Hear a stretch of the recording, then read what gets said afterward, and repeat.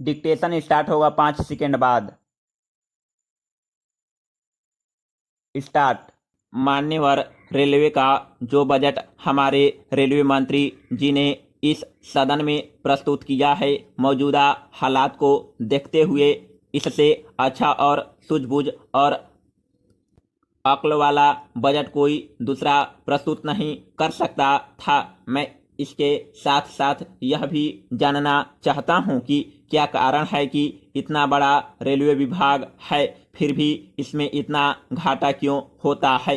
मेरी उम्र करीब 50 साल की हो गई है।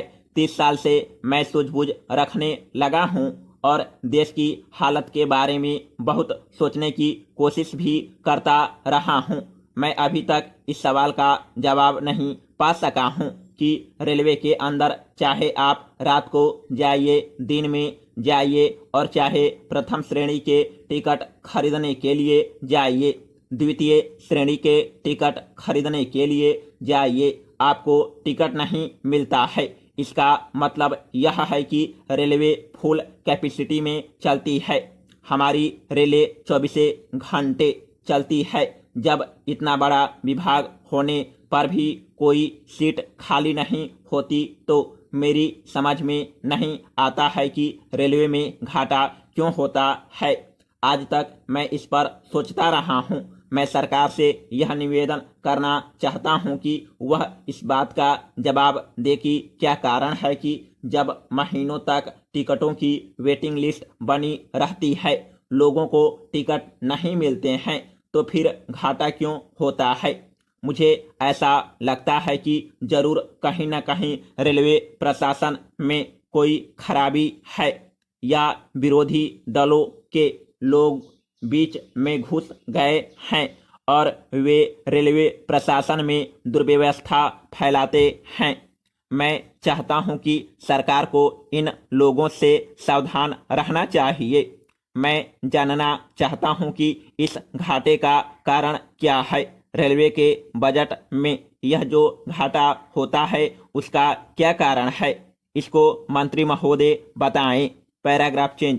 दूसरी बात यह है कि मालगाड़ियां जितनी भी है, अगर उनको देखें तो वहां कोयले की आवश्यकता है जो पूरी नहीं हो रही है। कोयला नहीं आ रहा है। यह क्यों नहीं आ रहा है? क्योंकि बोगियां नहीं मिलती हैं। बोगियां इतनी है ही नहीं जिससे देश की मांग पूरी हो सके, तो मालगाड़ियों में भी उपलब्धता नहीं है। बोगियों में भी बहुत भीड़ है, वे भी पूरी कैपेसिटी पर चलती है, तो फिर घाटे का सवाल क्यों पैदा होता है। Paragraph change. मेरा तीसरा सवाल यह है कि रेलवे के अंदर दुर्घटनाएं क्यों होती है। यह बात मेरी समझ में आज तक नहीं आई, जबकि रेलवे लाइन अलग है।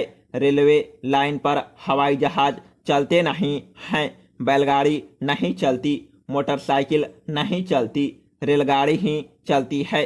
जब रेलवे लाइन पर रेलगाड़ी ही चलती है तो दुर्घटनाएं क्यों होती है। कहीं इन दुर्घटनाओं के पीछे विरोधी दलों का हाथ तो नहीं है। तो मैं सरकार से यह जानना चाहूँगा कि वह इस बात का जवाब दे कि वे कौन सी विरोधी पार्टियां हैं, वे कौन से तत्व हैं जो रेल के अंदर उपद्रव करते हैं। उपसभापति महोदय, रेलवे प्रोटेक्शन फोर्स के द्वारा जो 1963-64 की तुलना में 1964-65 में पकड़े गए व्यक्तियों की संख्या 4000 से बढ़कर 5000 हुई है। यह प्रोटेक्शन फोर्स की सफलता ही कही जाएगी। यह जो संख्या है वह काफ़ी संतोषजनक है, परंतु मैं यह भी कहना चाहूँगा कि इसमें और भी सुधार होना चाहिए। इसके साथ ही मैं यह कहना चाहूँगा कि कैंटरिंग की असफलता सबों को चुभती है, लेकिन मैं आपका ध्यान इस बात की ओर अवश्य दिलाऊंगा कि 3 लाख रुपए का घाटा नहीं है, बल्कि खाने वाले यात्रियों के असंतोष की ओर अधिक ध्यान देने की जरूरत है।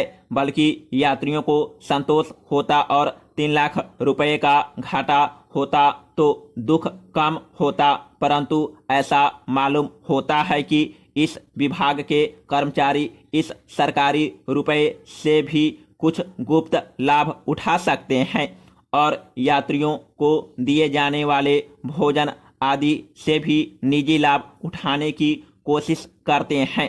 इस संबंध में रेलवे मंत्रालय को उचित कदम उठाना चाहिए और इस ओर से उदासीन नहीं रहना चाहिए। मैं आपका ध्यान एक बात की ओर और भी दिलाना चाहता हूं और वह यह है कि रेलवे में जब रिजर्वेशन की बात आती है तो यात्री यात्रा करने के लिए सीट रिजर्व कराना चाहता है, उसको उसके लिए कुछ अधिक पैसा खर्च करना पड़ता है, तब उसकी सीट रिजर्व होती है। इसका मतलब यह हुआ कि कुछ अधिक पैसा देकर और भ्रष्टाचार करके आसानी से सीट रिजर्व हो जाती है। इस तरह की शिकायत अधिकतर बढ़ती ही चली जा रही है।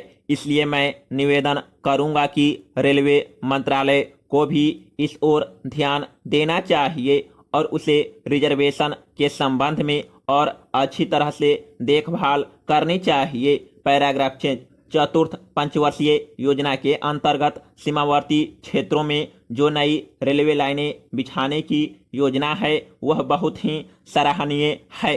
अभी असम के एक माननीय सदस्य ने रेलवे मंत्रालय का ध्यान इस बात की ओर आकर्षित किया था और मैं समझता हूं कि जहां तक सीमावर्ती क्षेत्र का संबंध है वहां हमें जल्द से जल्द नई रेल लाइनें तैयार करनी चाहिए और इस ओर रेलवे मंत्रालय सफलता से कार्य भी कर रहा है, क्योंकि देश की सुरक्षा के संबंध में रेल मार्ग एक महत्वपूर्ण मार्ग सिद्ध होता है।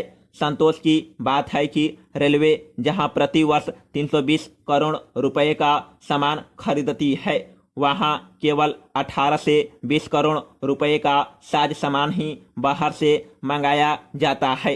अतः आशा है कि चतुर्थ पंचवर्षीय योजना पूर्ण होने तक यह रकम भी काफी घट जाएगी। रेलवे की सफलता इससे भी सिद्ध हो रही है कि गत 5 वर्षों में आमदनी लगभग दोगुनी हो गई है। हाँ, यहाँ मैं कुछ और जरूरी बातों की ओर ध्यान आकर्षित करना चाहता हूँ और वह यह है कि ईस्टर्न रेलवे के साहिबगंज लूप लाइन में दोहरी लाइन बिछाई जानी चाहिए। इस ओर रेल विभाग तुरंत ध्यान दे। समाप्त।